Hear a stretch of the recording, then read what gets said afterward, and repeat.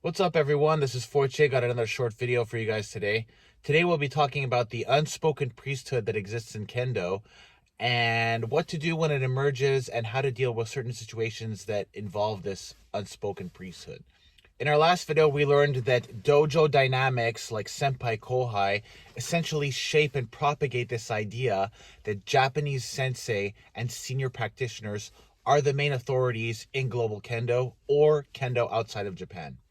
We also learned that there's a sort of unspoken priesthood that isn't formally articulated, and it's a kind of invisible hierarchy that's established on top of the already formally established Dan ranking system. It's important to know that this invisible priesthood comes in layers of spiritualized authority, and the first layer being a lineage-based authenticity, which is similar to an apostolic succession. This is kind of similar to monastic practice. An example of this would be someone saying that they trained under XYZ sensei, or that they are a direct DNA descendant of so-and-so sensei. This is an example of a lineage-based authenticity. The second layer of spiritual authority comes from ritual authority, and this is the idea that somebody who hasn't mastered etiquette is somehow worth less than someone who has mastered etiquette. An example of this would be a very strong shiai player who wins a lot of shiai, doesn't do his bowing properly, or doesn't execute his zanshin good enough. He's judged on this based on his lack of ritual mastery. The third layer of spiritual authority in this unspoken priesthood is the cultural authority. So this is the idea that real Kendo only comes from Japanese instructors. Now, this does have a lot of truth in it. However, this does propagate an idea of cultural romanticism, however, that is often exaggerated in global Kendo. Now, the last layer of spiritual authority comes from charismatic authority.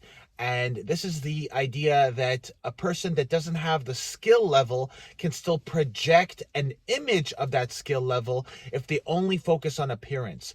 This is why appearances are so important in Kendo, and they allow you to project an image that you're actually stronger than you actually are just by looking good. Now, these are all interesting individually, but all together, they paint this image that mastery in Kendo requires cultural assimilation.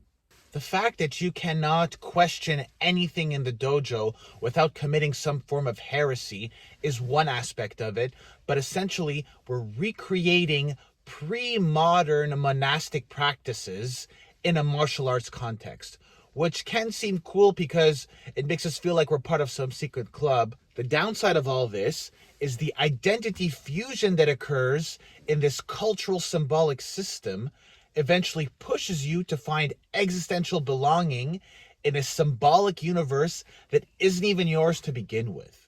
But as always, it's important to keep practicing Kendo in an integrated fashion, not a dissociated one, so that you're actually conscious of these unconscious things that are occurring during Kendo practice. If you have an experience that you'd like to share, drop a comment below and let us know about it. If you know someone who'd like to see this video, share it with them. Hit the like button for the algorithms and have an awesome day. I'll see you in the next video. Peace out.